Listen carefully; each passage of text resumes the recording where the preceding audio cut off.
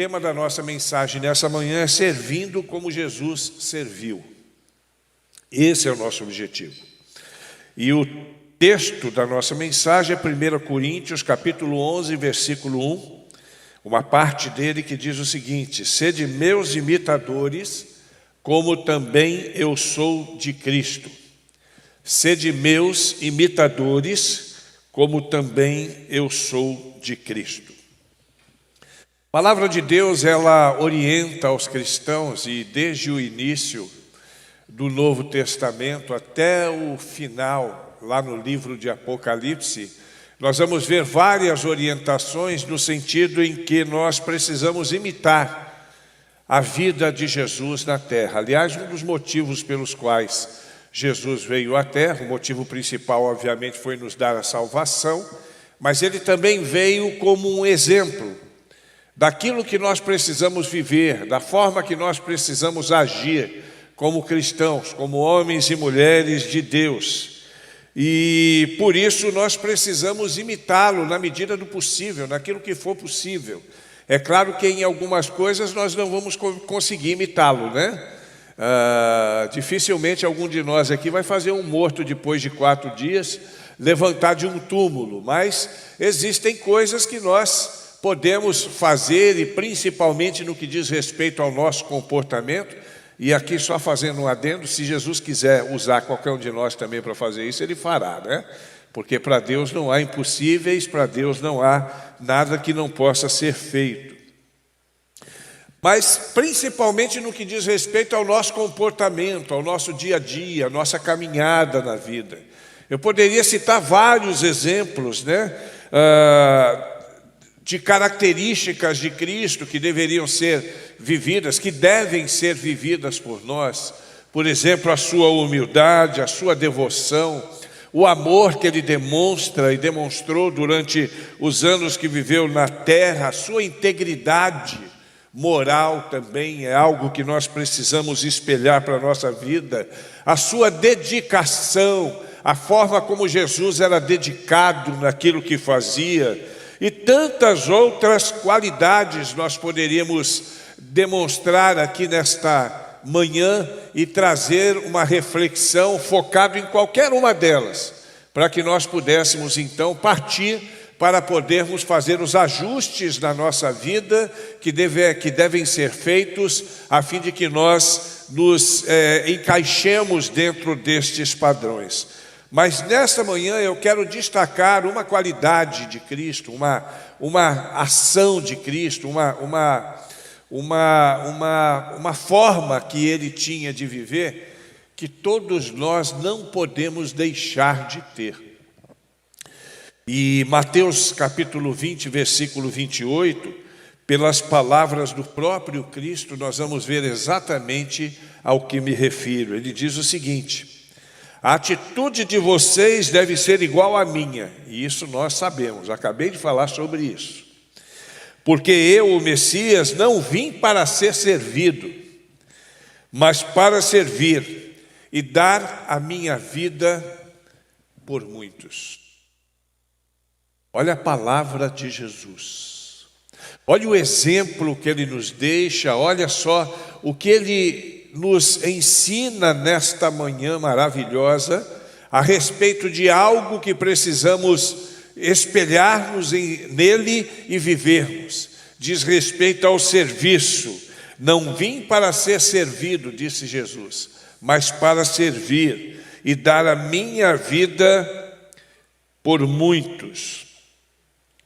Nesse versículo eu verifico o próprio Cristo descrevendo uma determinada atitude sua e nos orientando literalmente. Ele diz aqui literalmente: a atitude de vocês deve ser igual à minha.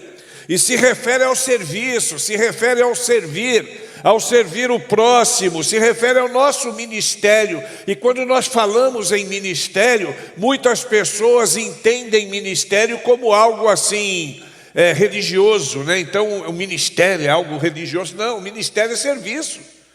Ministério não é outra coisa senão serviço. O ministério de música está servindo a igreja na condução de louvores para que a igreja possa adorar a Deus. Eu sempre digo para os ministros de música, e eu acho que eu já disse isso para o Naran também, algumas vezes pelo menos, que o grupo de louvor, ele não é um grupo de profissionais que se apresenta, ele é um grupo de pessoas que conduz a igreja na adoração. Esse é o objetivo do grupo de louvor, né? Nós não esperamos ter artistas aqui, apesar que nós temos alguns, né? Não esperamos ter artistas aqui, mas esperamos ter pessoas que conduzam a igreja na adoração a Deus. É assim todos os ministérios. O ministério pastoral, ele também está aqui para servir, não somente para poder pregar uma mensagem aqui no final de semana, e isso seria fácil, talvez qualquer pessoa faria, desde que tivesse o dom da parte de Deus, mas existem outros tantos serviços. Eu preciso servir a comunidade, eu preciso servir a minha igreja, e isso é ministério. Ministério com crianças, ministério de mulheres, ministério de homens. A gente precisa aprender isso. Você quer ver uma coisa? Aqui ainda por conta da pandemia, a gente não teve uma visão bem clara de como acontece, mas uma coisa que me deixava muito... Eu vou até usar uma palavra forte, muito indignado em algumas igrejas que eu estava, é quando tinha, por exemplo, o ministério de mulheres, que se preocupava só com as mulheres da igreja. Ou o ministério de homens, que se preocupava só com os homens da igreja. O ministério de jovens, que se preocupasse só com os jovens da igreja. O ministério, ele precisa servir. O ministério de mulheres tem que utilizar as mulheres da igreja e envolver as mulheres da igreja em prol da sociedade, de um modo geral. Buscar as vizinhas, buscar as mulheres que estão, pensar em atividades, em estratégias. Eu fui não pastor titular, mas eu frequentava uma igreja lá no Rio, na comunidade da Maré, né, lá no complexo da Maré. E uma das coisas que nós amávamos fazer era juntar as pessoas da igreja para ir no prostíbulo, evangelizar prostituta e travesti. Nós íamos, né, sob o comando da RAI, e nós juntávamos 30 pessoas na igreja, munidas de bíblias, munidas de Novos Testamentos, munidas de folhetos. Às vezes levávamos flores, às vezes levávamos presentes para podermos nos aproximar, porque nós entendemos que a igreja tem que cumprir esse papel. Você vai dizer, está doido, pastor, botar a igreja no meio de prostituta?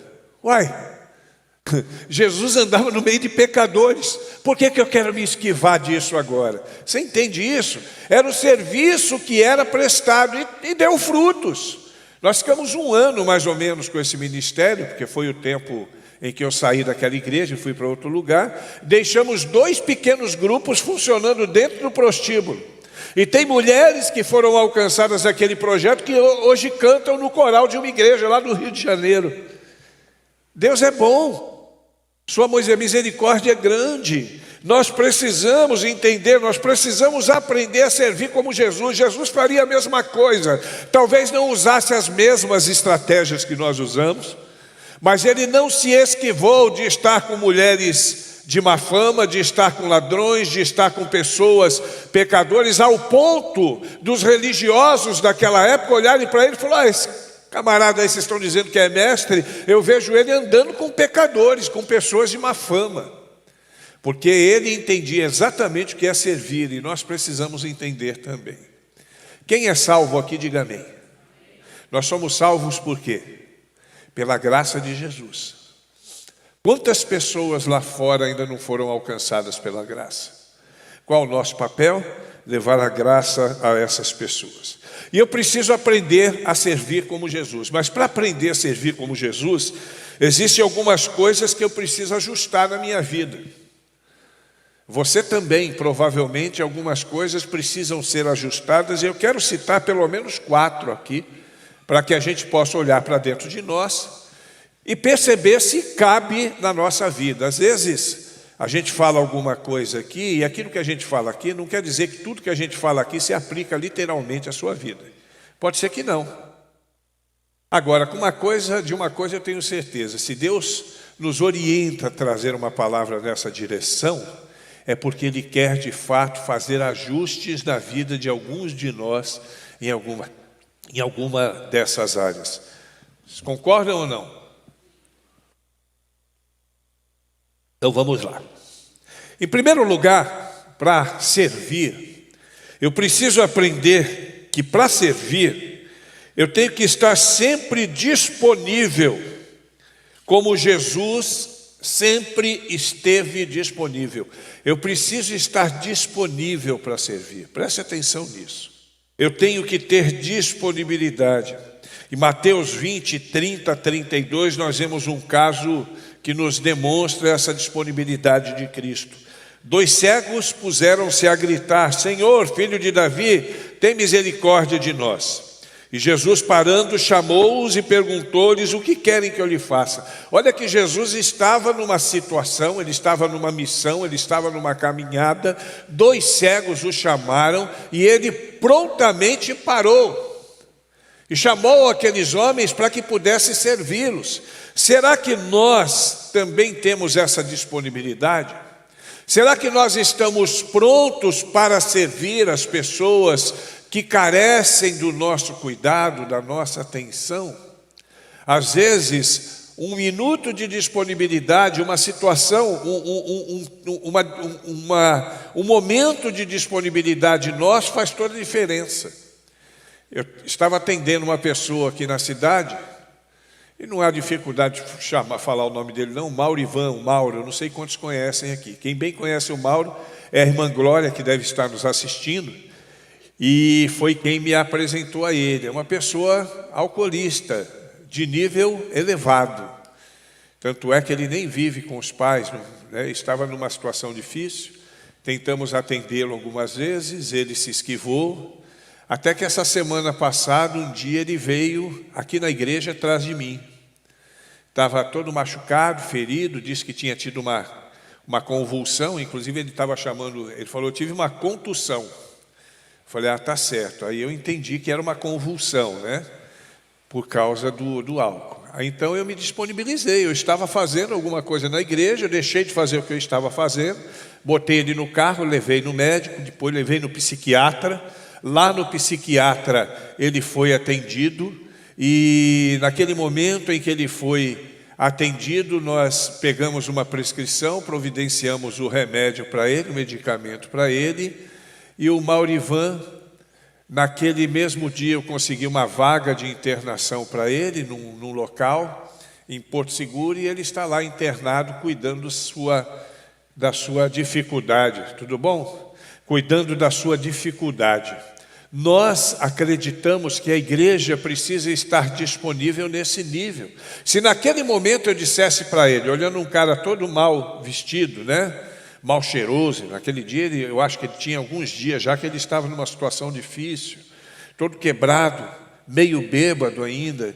Se eu tivesse dito: olha, eu não posso te atender agora, volta quando você estiver bom, quem sabe eu não teria alcançado esse objetivo. É o que Provérbios 3:28 diz. Olha Provérbios 3:28 como se encaixa nessa fala. Não diga ao seu próximo: volte amanhã e te darei algo, se pode ajudá-lo hoje. Olha que palavra, irmãos, que palavra. Não diga para o seu próximo: volte amanhã, né? Se você pode ajudá-lo hoje.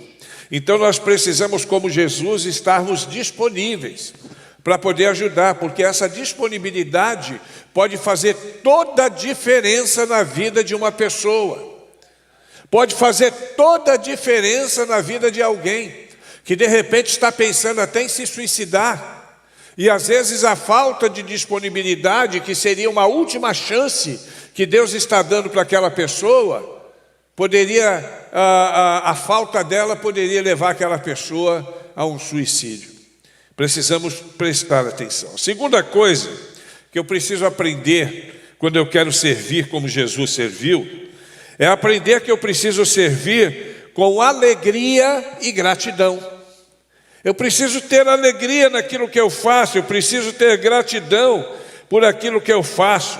João 11, 42 e 43, a gente lê o seguinte: Jesus olhou para cima e disse: Pai, eu te agradeço porque me ouvistes, e eu sei que sempre me ouves, mas disse isso por causa do povo que estava aqui, para que creia que tu me enviastes. Olha que coisa linda. Ele estava grato a Deus por poder servir.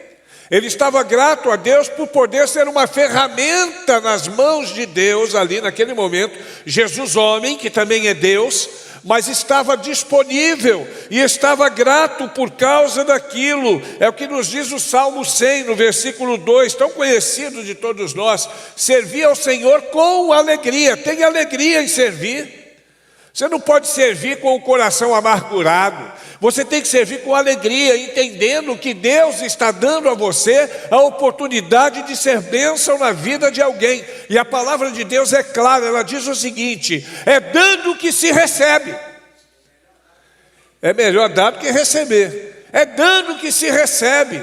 É desse jeito que nós alcançamos a bênção de Deus. Aliás, a maior bênção de Deus na nossa vida, preste atenção, que eu vou lhe dizer agora. A maior bênção de Deus na nossa vida não é ter dinheiro, não é ter carro novo, não é ter casa nova, não é ter um bom emprego, não é nada disso. A maior bênção de Deus na nossa vida é permitir que nós sejamos seus representantes e possamos abençoar outras pessoas. Não tem nada que seja mais importante do que isso na nossa vida. 2 Timóteo 1,9, porque foi Ele quem nos salvou e nos escolheu para um santo trabalho, não porque merecêssemos, mas porque esse era o seu plano muito antes do princípio do mundo. Antes que o mundo existisse, Deus já havia planejado que a Julita seria uma representante dele na terra, que cada um de nós aqui seríamos seus representantes na terra. E isso não porque merecêssemos. Eu não mereço estar aqui, irmãos, como líder desta igreja. Isso é misericórdia pura de Deus. Eu olho para os irmãos, às vezes eu fico assustado. Eu falo: meu Deus, como é que o Senhor me coloca aqui para ser líder de um Fidelino da vida, de um Júnior da vida, de uma Adriana da vida, né? De um Nilson da vida, de um Naran da vida? Mas isso é misericórdia. É misericórdia de Deus, é o que está dizendo aqui, né? Não porque nós merecêssemos, mas porque esse era o plano de Deus muito antes que o mundo existisse. Então eu tenho que ter alegria, eu tenho que estar alegre por causa disso, daquilo que Deus faz na minha vida, daquilo que Deus faz na sua vida. Você tem que estar alegre, queridos. Tem que estar alegre e tem que procurar saber dia após dia: o que mais eu posso fazer para a glória de Deus nesse mundo? Terceiro lugar, para que eu sirva como Jesus serviu, eu preciso ser fiel, como Jesus é fiel. Isso é importante. Eu preciso ser fiel. João 17, versículo 4 diz assim: eu te glorifiquei na terra, completando a obra que me destes para fazer. Jesus foi fiel. Ele seguiu adiante, ele tinha uma missão, ele não deixou de cumprir a sua missão, mesmo que aquilo custasse o seu sangue. Aliás, a sua missão era exatamente essa: derramar o sangue, para poder nos lavar de nós todos os nossos pecados. E ele foi fiel. Ele podia desistir no meio se quisesse, mas ele não faria isso. Ele sabia que ele era o remédio para o nosso pecado, o único remédio. Eu também preciso ser fiel. Eu preciso ser fiel, porque é isso que Deus espera de nós. 1 Coríntios capítulo 4, versículo 2 diz assim: o que se requer de nós é que nós sejamos fiéis. Eu preciso ser fiel naquilo que eu faço. Eu tenho que ter fidelidade. Eu não tenho que fazer para os outros verem. Eu não tenho que fazer para desencargo de consciência. Eu tenho que fazer por causa de Deus, porque eu quero ser fiel a Deus. Deus preparou e colocou na minha mão. É aquela história lá do Radical: missão dada, missão cumprida. Deus me deu uma missão e eu tenho que ser fiel até o fim, custe o que custar. 1 Coríntios 15, 58. Portanto, meus amados irmãos, já que é certa a vitória futura, sejam fortes e firmes, sempre produzindo muito no trabalho do Senhor, pois vocês sabem que nada do que vocês fazem para o Senhor é desperdiçado, mas aconteceria se não houvesse, como aconteceria se não houvesse ressurreição. Isso é 1 Coríntios 15, 58, na Bíblia Viva, uma tradução diferente que nos mostra nas nossas palavras exatamente isso. Eu não estou perdendo meu tempo não, irmão. Você não está perdendo seu tempo quando você serve, pelo contrário. Nós estamos otimizando o nosso tempo e fazendo aquilo que Deus espera de nós. Fazendo aquilo que Deus espera de nós. Ainda Hebreus capítulo 6, versículo 10, que diz assim: e não esqueça o trabalho que vocês fizeram, nem o amor que lhe mostraram na ajuda que deram e ainda estão dando aos seus irmãos na fé. Nós somos chamados para isso. Não tem outro objetivo, irmãos. Isso. Deus nos salvou. E agora que nós estamos salvos, Deus nos usa como ferramentas. Deus nos dá dons. Deus nos dá habilidades, Deus nos dá condição de vivermos, de compartilharmos a fé, para que um dia, quando nós nos encontrarmos com Ele, Ele diga as palavras que estão lá em Mateus 25, 21. Muito bem, servo bom e fiel. Você foi fiel no pouco e eu lhe porei sobre o muito. Venha e participe da alegria do seu Senhor. Glória a Deus. Essa é a palavra que eu quero receber de Deus naquele dia. E por último, para servir como Jesus serviu, eu preciso ter no meu peito o coração de Deus. Ou seja, eu preciso ter um coração igual ao de Cristo. Parecido com aquela canção que nós cantamos, né? Quero ter um coração igual ao teu. É isso. Essa talvez seja a parte mais difícil que nós precisamos aprender a fim de que possamos alcançar o objetivo de servir como Cristo serviu durante os anos que viveu aqui na terra. Existem algumas barreiras e essas barreiras às vezes nos atrapalham para que tenhamos um coração igual ao de Cristo. A primeira barreira é o egoísmo, o egocentrismo. Nós precisamos deixar de ser egoístas. Filipenses 2, versículo 4 diz assim: que ninguém procure somente os seus próprios interesses, mas também os dos outros. Deixar de pensar em si mesmo um pouquinho, para poder pensar nos outros. Deixar de ser egoísta para ser altruísta. Essa mosca aqui está me perturbando. Deixar de ser egoísta para ser altruísta. O ser humano, por excelência, é muito egoísta. Isso faz parte da nossa natureza. Nós pensamos muito em nós mesmos, mas na medida que nós vamos nos aproximando de Cristo, na medida que nós vamos nos aprofundando na fé, nós conseguimos alcançar objetivos maiores na nossa vida. Nós somos seres humanos, sim, mas nós somos seres humanos capacitados por Cristo, cheios da graça, da misericórdia e cheios do poder que nos é dado pelo Espírito Santo de Deus. Outra coisa, eu preciso deixar de ser perfeccionista. Eclesiastes 11:4.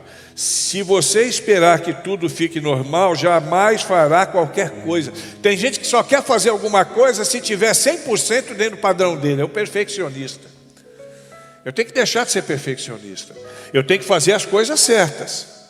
Mas eu tenho que entender que eu não sou perfeito o suficiente para fazer as coisas certas perfeitamente. Você entende isso? Essa é uma coisa que nós precisamos pensar. Eu tenho também que deixar de ser materialista. Lucas 16:13. Nenhum servo pode servir a dois senhores, né? Vocês podem servir ou a Deus ou a dinheiro. Nós temos que decidir o que nós queremos na vida. Você quer ser rico ou quer ser servo? Você quer ter muito dinheiro ou quer abençoar muito? Ah, pastor, eu não posso ter muito dinheiro? Claro que você pode ter muito dinheiro, mas esse não tem que ser o seu foco. O seu foco é abençoar. O seu foco é compartilhar. O seu foco é ser bênção na vida dos outros. E naturalmente as coisas vão acontecer na sua vida. Quarta barreira é a comparação. Isso aí é muito do ser humano. Meu Deus do céu. Romanos 14:4. Quem é você para julgar o servo alheio? É para o Senhor que ele está de pé ou cai. E ficará em pé, pois o Senhor é capaz de o sustentar. Nós temos essa mania de querer se comparar. Não, eu sou melhor do que fulano. Ou fulano é melhor do que ciclano. Ou Bertano é pior do que eu. Vamos parar com isso, irmãos. Cada um é um aqui. Cada um aqui de nós tem as suas próprias características. O Pedro é o Pedro. E vai ser sempre o Pedro. Pode ser um Pedro trabalhado a cada dia, mas vai ser sempre o Pedro. A personalidade do Pedro não é igual à personalidade da Talita. Nós somos, cada um de nós, somos diferentes um do outro. E Deus não deseja que nós façamos comparações, porque é como no corpo. A mão não pode ficar fazendo comparação com o pé. Ah, eu sou mais importante que o pé. Ó, eu quero ver o pé dar um positivo, né? Não existe isso. A mão dá um positivo, porque é papel da mão dar um positivo. O pé tem outra, né? Eu quero ver a mão andar. Eu vejo até algumas pessoas que tentam andar com a mão assim, mas não anda mais do que alguns metros, né? Porque a mão não foi feita para andar. Nós não somos primatas, nós somos humanos, né? Não é isso? Então cada um tem o seu papel, cada um tem suas características. E por último, encerrando a crítica, Mateus 6:1. Olha só, cuidado. Não pratiquem suas boas obras publicamente para serem admirados, porque então vocês perderão a recompensa do seu Pai que está no céu. Tem gente que faz para ser visto, e a gente precisa tomar cuidado com isso. Mesma coisa. Isso. Nós precisamos tomar cuidado com isso. Nós não fazemos para que os homens vejam. Nós fazemos porque Deus deseja que façamos. Não fazemos como troca de favores com Deus. Olha, Deus, eu fiz isso aqui, o senhor está vendo? Agora o senhor tem que fazer por mim, né? Como alguns dizem aí, olha, agora o Senhor tem a obrigação de fazer por mim porque eu fiz. Não, Deus não tem obrigação nenhuma conosco. Nós é que temos com Ele. Nós somos servos. E eu quero convidar você agora para fechar os seus olhos, baixar sua cabeça e pensar no que você ouviu. Servir como Cristo serviu. Todos os ajustes, tudo que precisa ser ajustado, tudo que precisa ser feito. E eu quero que você diga para Deus agora em oração: olha, Senhor, para a minha vida. E se você percebeu que alguma dessas questões falou ao seu coração, então você precisa ajustar a sua vida. Tem alguma coisa que tem que ajustar? Fala para Deus agora. Você que está em casa também, fala para Deus agora. Eu tenho que ajustar isso na minha vida. Eu sei que eu preciso ajustar isso na minha vida, e eu quero ajustar isso para a minha vida, porque eu creio que o Senhor me chamou para o serviço. Diga para Deus agora, diga para Ele, eu quero estar disponível, Senhor, eu quero estar sempre disponível, eu quero ser grato e servir com alegria, eu quero ser fiel. Diga para Deus isso agora, no nome de Jesus Cristo. Diga assim: eu quero ter um coração igual ao teu. E deixa Deus cuidar de você. Deus, nós somos felizes por causa do teu cuidado. A tua palavra alcança o nosso coração com poder, porque ela vem ungida pelo teu Espírito, ela vem na unção do teu Espírito. E eu tenho a convicção que entre nós aqui, alguns foram alcançados com esta palavra, e coisas tremendas são feitas aqui através deste teu poder. Graças te damos, ó Deus, pelo teu amor. Abençoa-nos agora que vamos para a escola bíblica dominical e ensina-nos mais da tua palavra. Obrigado, Senhor, por tudo que tens feito por nós, porque sabemos que não merecemos. mas o Senhor é quem faz. No nome de Jesus Cristo.